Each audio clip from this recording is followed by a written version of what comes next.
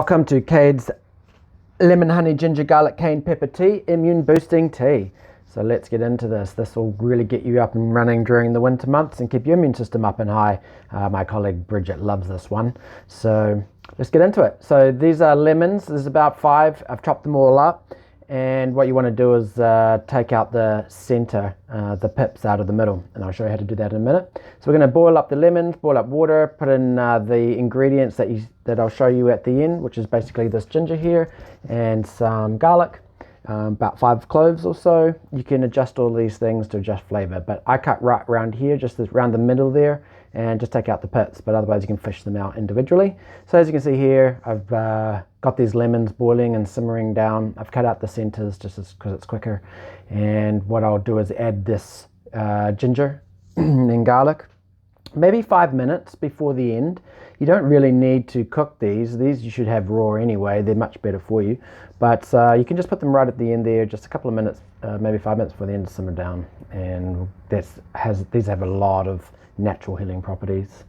So you can see they've been simmering for about 20 minutes or so, and they're quite soft. You really want them soft because you're going to blend them up at the end, and so you don't want all the stringy sort of bits in there. So I'm going to put this garlic in and get this in to simmer down for 5 or so minutes, just to soften up a little before we do the blending process. Just make sure there's enough water there to keep the lemons covered as you go.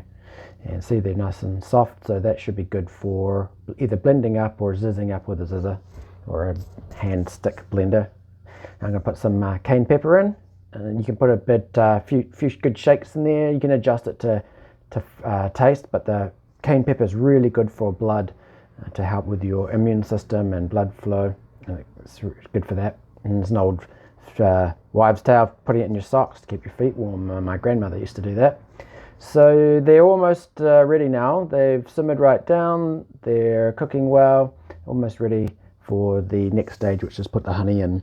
I'd recommend putting like 2 to 3 large tablespoons of honey. Active Manuka honey is the best if you can get it, but you don't want to cook honey too much, otherwise it destroys all the sort of natural healing properties. So you just want to put that in the end. You have to let it cool down a bit before you grab your stick blender. It can be really hot and you don't want it splashing around, so let it cool.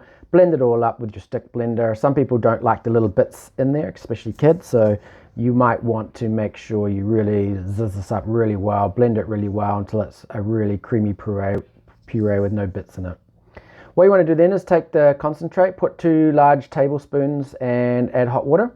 Mix it all up, and what we're going to do is have a taste of this, see if you like it, and then you can also go back and add more honey or more garlic or whatever things you want to do before bottling it up in a glass jar. Preferred glass over plastic, it's not ideal for you, the plastic.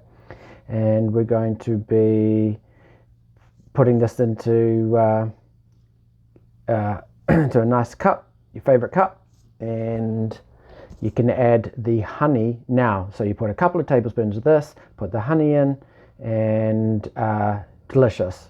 Add hot water. And so this will last you quite a while if you make a big jar like this, and 1 small jar for your neighbors or family, whānau, auntie.